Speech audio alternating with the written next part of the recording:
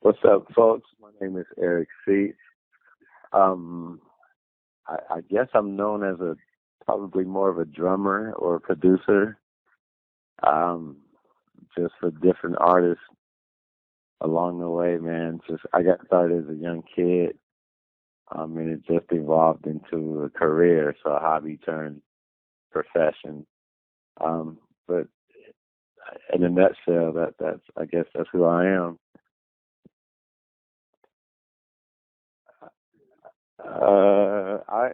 I like to call it school. It's the real college of of you. You can't read about how to do this. You know, what I mean, it's definitely a gift. And individually, uh, people utilize their gifts in different ways. But I really just always wanted to see how far I could. I never wanted to be defined as one thing or categorized into a certain area. I don't even like the word genre, um, because there's only two types of music in my world, and it's good and bad. Because in any and everything, you can hear quality or non-quality. So I've never wanted to be limited, I should say, limited to, I love words like you know, being diverse, and um, making sure that you can do a few different things just in case something's not cracking per se. But yeah, and I don't, and still learning, ever learning, because I haven't done my best work yet. I know that about me, and I've never really considered accolades to be a definition of who I am. Or I don't like to look at numbers or anything like that. I like to go off of feeling. You got it off your chest. You got it out into the universe. That's kind of more success to me. Being brave enough to release an idea. That's a lot of people's hindrance. It's not easy to do, to release all of what you put your all into the universe and getting graded on it. You don't put it out there to get graded, but you will be graded on it some kind of way, shape, or form. But I thank God that I've protected my spirit in a way of like, at least I got it out of my system. What it did out in the world. That's not for me to. I don't like to look at. Okay, yeah, they think this is a hit because whatever. If it got out of me, I think it was a hit. You know,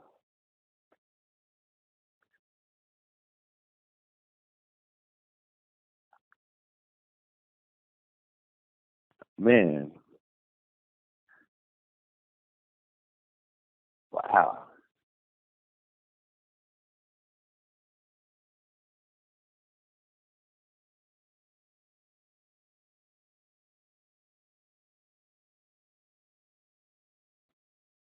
Yeah, man. I know it's not conventional, and I know it's all over the place. But I'm okay with that. You know what I mean? Because it was just freedom of expression, when you have a appreciation for everything, you want to release everything that's in you, everything that you've learned, everything that you've gained.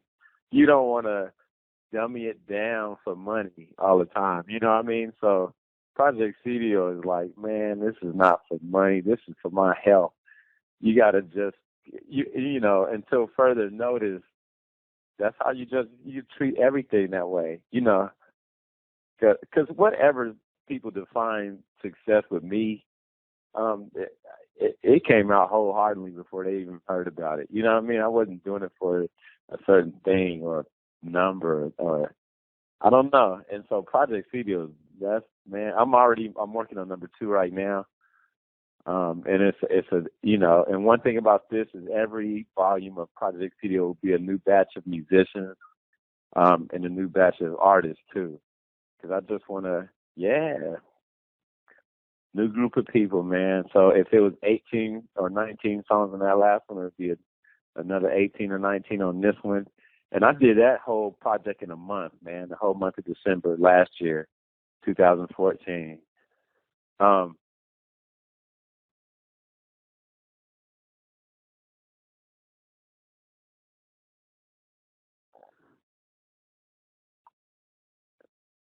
yeah, I just felt like, you know what, I'm gonna shoot a random email out, and it was a group email.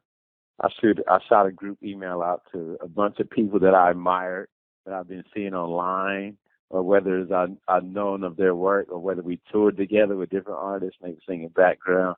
I just hit them all up like, would you be down to get on this album that I'm about to do and put out? And everybody just said yes immediately. So I was just like, heck. So that was that's like the gasoline, that the push that you needed, you know.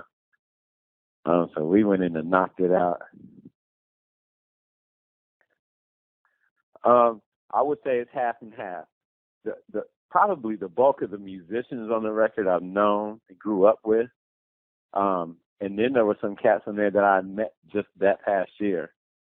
And then same with the writers and artists, because and I didn't want to tell them if they were to ask me what the project direction was, I gave them like two words. I said positive and musical, probably.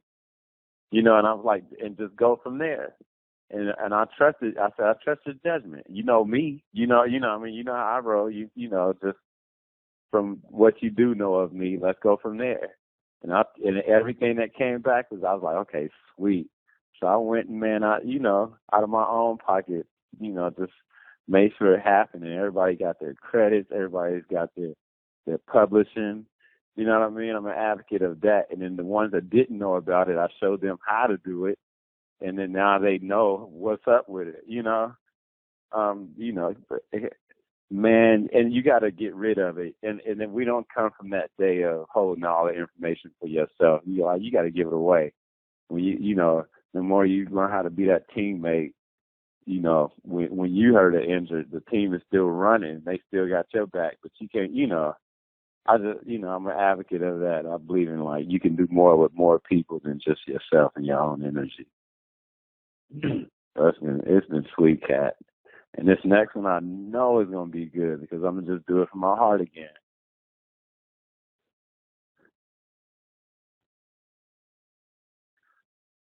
I've learned not to say those. Yeah, because I do have to rely on I do have the different artists that you named that I'm touring with.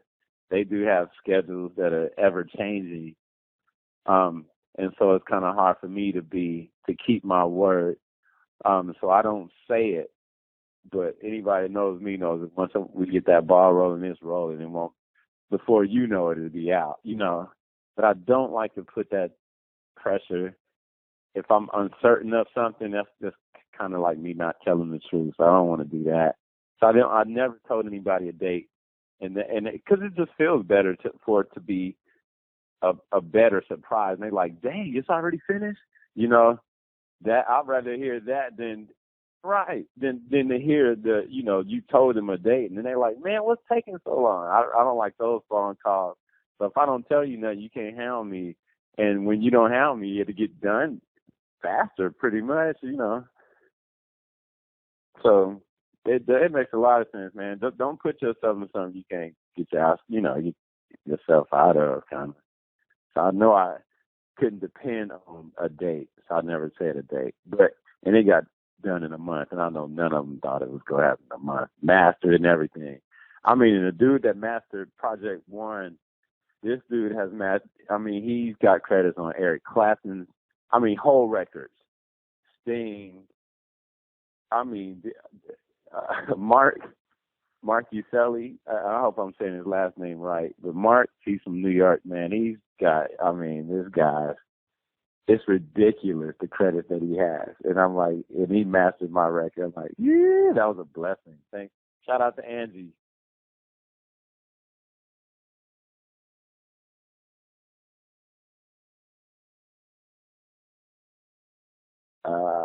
Okay. First of all, what an honor, a dream come true, something you have on your bucket list and you able to check it off and proud of it. And shout out to my partner, Rapture Stewart, Key Beats Inc. Um, that we were able to before we met them or anybody from that camp, we were grinding, man. We loved programming music and producing music, and we would just by the time we met these people, we had something something to let them hear. Because one thing I do, excuse me, please forgive me. One thing about talk is cheap and seeing is believing. So I don't like when somebody comes and tries to talk to you about what they want to do, what they're going to do. It's just easier for you to drop something down and the evidence, and then go from there. So we would just always walk around with a bunch of DAT tapes at that time, DATs and cassettes loaded, with just tracks and stuff. And Timbaland heard it eventually, and Missy, and it just got around, and they were digging it. The next thing you know, we had some offers. I was in the Montel Jordan camp at that time, kind of working under their production team for a little while. But yeah, and then stuff just started unfolding, man, over the years. And getting to Baby Girl, yeah, that right there, she heard what we were doing with 702, and Destiny's Child, and Static. We hibernated with Static probably for like a good. I remember Rapture and myself flew out to Kentucky, and we stayed with Static for about a good month. And what we did day in and day out was tracks. We got a vault of rest his soul, man. Static and he's a hell of a cook too. So he would be in the kitchen, he would be making us breakfast, lunch, and dinner, man. And while we would be playing the tracks that we did the night before, he'd be in there just getting the melodies out and the lyrics out and writing to stuff while he's cooking. We'd be there, and just, that's what it was. I don't think we did anything else but that for months straight in Kentucky. And then we took that to New York. We all flew out to New York, and we were working a lot with Sony and Virgin at the time, just on different projects, man, and different movie soundtracks. And that's what we did. We lived in California, but we really lived in New York because I didn't go home for at least 9 months at a time. I remember I would have to send home for clothes because the weather was getting cold and different things of that nature. But hey, man, it was just nothing like that. That's what we did. We that's all we knew to do. We didn't have too many other responsibilities, so it was just wake up, do some music. And there's still some unheard stuff that we plan to release. We just needed to wait on the family's timing, out of respect. But we have complete songs that we never released that we're just gonna let everybody hear. Why keep them to ourselves? Because they can come out today and be just fine. I believe that they're like, I love the word timeless. But a lot of that's yeah. Just a lot of memories, man. A lot of good stuff.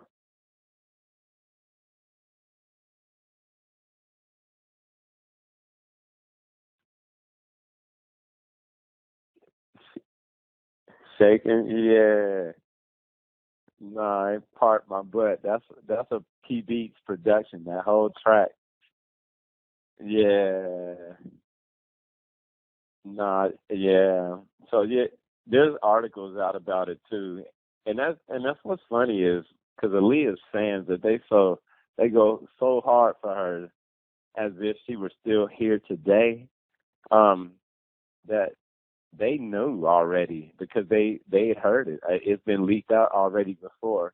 Um, Shaking. It's the real title is He Keeps Me Shaking. And yeah, and actually I think Digital Black wrote some of that. Black from Player wrote a lot of that too, I believe. I hope I'm not wrong. But yeah, but that song was complete already, and Timbaland just kind of added his vocals and some another rapper on it, and but no, because the version we have sounds a lot cleaner, but because it ain't,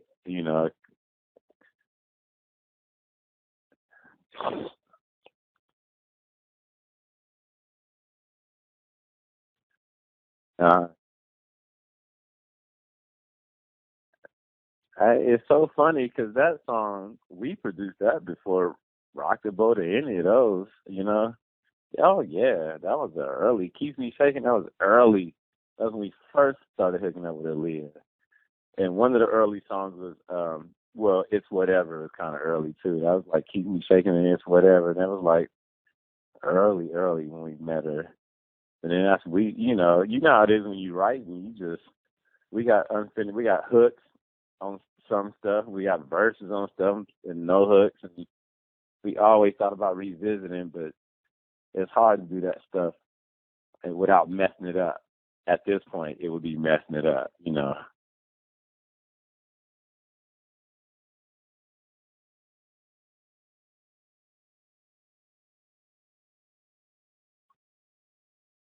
Hey man, you are up on your game. Yeah, you read that? And you know what's funny is when I said the word timeless a minutes ago, I wanted to elaborate on it, but I'm like, he might not know all about all that. But that's crazy. Hey, yes, that's another dream or something on my bucket list that needs to be checked off. Is to be able, because I'll tell you why. I come from performing arts schools. Been afforded the opportunity to graduate from Performing Arts High School in Los Angeles, and my college was performing arts as well. But I always wanted to, we always like to give back to the performing arts. So I want to be responsible for being able to hire. At that time, my school had four arts. It was music, dance, theater, and visual arts. Um, music, dance, yeah. But now they got like audio, visual, and sound, and a bunch of other stuff. But putting together something that includes all of the arts, and that's one thing that a Broadway musical can provide. So, timeless is gonna be sweet, man. It'll be just what that word is, timeless. Something that can last forever. And just I mean, look at Fiddler on the Roof. They're still, every once in a while, still on Broadway, or Cats. I mean, there's a bunch of things that'll just never die. You know what I mean? And I just want to be a part of that epidemic right there as well. And the Broadway musical timeless will be one of those things. You just got to speak certain things into existence.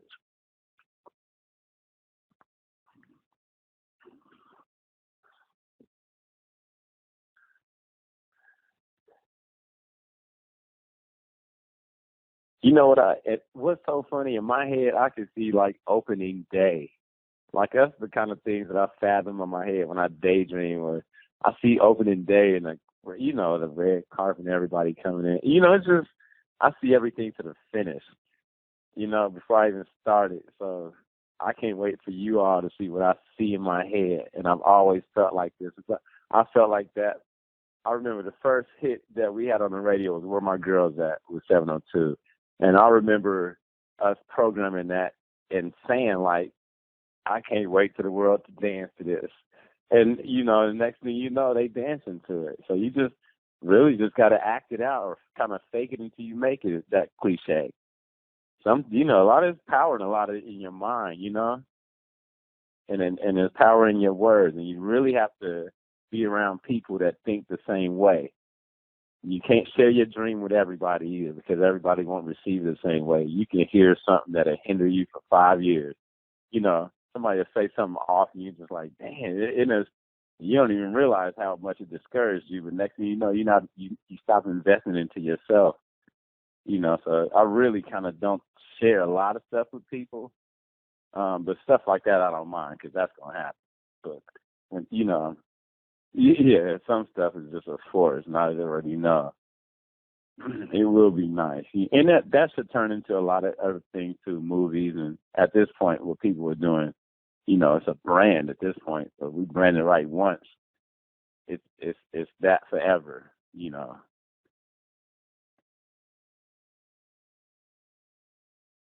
Man, thank you.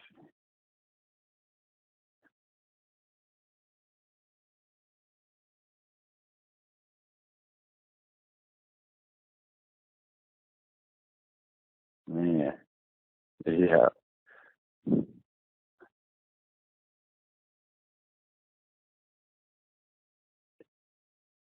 Yeah, that's, oh, you know what? Passion, passion and drive and momentum, those kind of things. I won't limit them to music or medicine or things like that because they're already great little people. Their hearts are like they got good hearts initially. So whatever they choose to end up doing, they're gonna be good at. I don't like to force nothing on them, but they can't help what they're surrounded by either. So I'ma just, what I do, I like for them to see me doing and giving my all at it. So my oldest daughter, my Erin, she's 19 in college now, but she was in a lot of those Aaliyah sessions. So she saw it, the early stages and then seeing the after product too. And yeah, and my little girl now, she's seeing these Patti LaBelle shows and Layla shows and they you know what, it's important for them to see stuff early because I remember what my parents put me in front of too, and that helps. It has helped. I can still have flashbacks and like prevalent memories of like concrete things and events, certain things that made you like, okay, I've got to do that. And so that's what I just like to put in front of them. And so they can just take at least half of what I do, what I think I've done, and they just surpass that, like, because I already see them doing that now. They're going to kill me. They're going to, but that's what it should be. I want them to smash on daddy's little career. Like, he thought he did something. But that's exactly what I want it to be like. And and then you let them see at least what I can see, afforded the opportunities to be able to see, and then you let them take it from there. So, I know, I hear how my parents talk about what they see me doing or their children doing. So that's cool. That's the only thing I look forward to hearing too. But they made me better, man. I'm telling you, a lot of that stuff, that Aaliyah stuff was coming out of I just had my daughter, man. And my daughter, she was brand new, and I was like, man, I just quit my 9 to 5 and everything. I left my real security and everything. And I was like, I gotta make it happen. This little girl, you know, these little eyes looking up at me like, hey, dude, I had no choice. So that all of that stuff was just passion oozing out of me. Like, Lord, help me. Period. That's all it was, man. And that ends up being something somebody appreciates and likes. So I encourage everybody to get it out your system. You got to do it. And anything, if you don't do it, I don't think nobody's our problem but ourselves. Nobody's in your way but our own. Like we hinder ourselves most of the time. It's that unbelief within, man, that really hinders people from thinking that they could do something. Because I don't have no formula. I didn't do anything special or different. I was just mimicking my favorites. And I was like, next thing you know, you end up being appreciated for being passionate about what you're doing. And that's really all that it is. Like, I don't, for somebody to start acting like they did something different, that's when I can't respect that. Like come on, don't get brand new. Man, yeah, we come a dime a dozen too, and Lord help us for thinking that we got any. You know what I mean? Like if we don't wake up, we can't do anything. So all praise be to Him in the first place, and then what He allows us to do, man. It's like, come on, you keep it cool with everybody, and that'll get you a lot further than you walking around being somebody's seniority and all of this stuff, man. It's just like if you gotta have breath to do that first. Keep yourself in check. You should be okay. You know what I mean?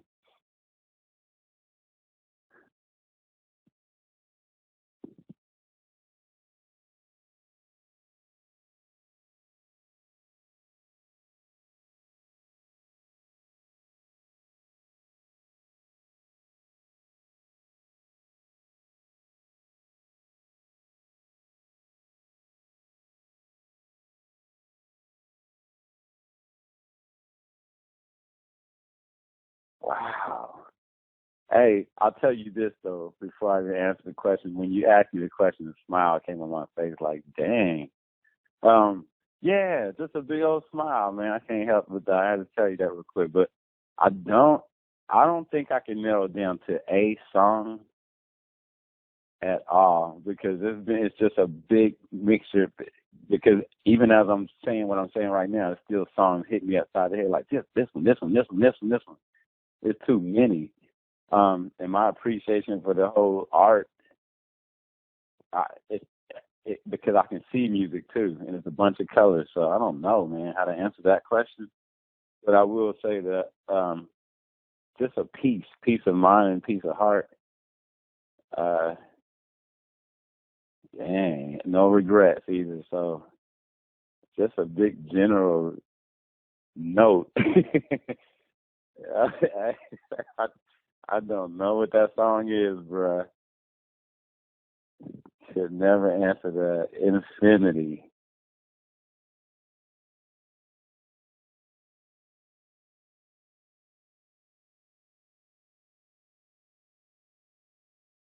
Man. Oh, you talking about something I did? Ah, and I can't even do that. Yeah, it's no, dang. Um, if it was even remotely close, it would be something off of Project Studio, though. Something that was not. We used to do things out of what people wanted. It's it's like a job description, really, kind of, and we would go into the lab with a person in mind. Sometimes, not all the time. That's what was cool about us. We didn't have like a focus. We just do what we do, and you just pick from these and see which ones fits you. But um, I don't. Oh wow. I think whatever's going to be the most recent, I'll be able to say like, oh, that one, that one, that one. So whatever I put out last. So in this case, it's going to be some CDO stuff, you know. And the next thing, the next album that comes out, I know I'll be saying that about that. Yeah, this song on here is because it's going to be recent, the last thing. So until I stop, you know what? That's cool. Because if I would have said something that came out first, that's you kind of chasing something from yesterday. And that ain't, you don't want to do that. You don't want to do that, man. You got to keep it. It's like Prince. Prince, you can clearly hear that he does not focus on Purple Rain. What if he just, imagine if he was like, man, what if, Purple Rain worked? And if he just kept putting out a bunch of different Purple Rains in different keys, we'd be like, this dude is crazy. It would, I think we should keep it moving. So I think that's cool to not bank on like, okay, this song made me the most money, so I'm gonna say this one. 'Cause I think everybody would expect me to say some Rock the Boat. I'm sure, but that's not gonna come out my mouth, man. Because we did that song in 2 minutes.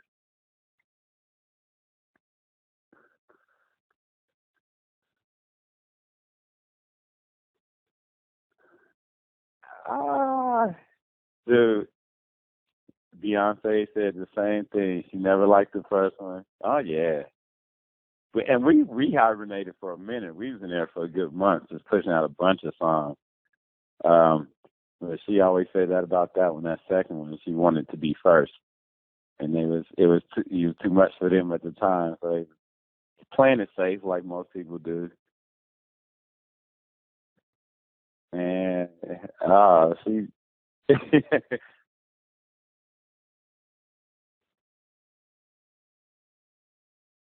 man, thank you.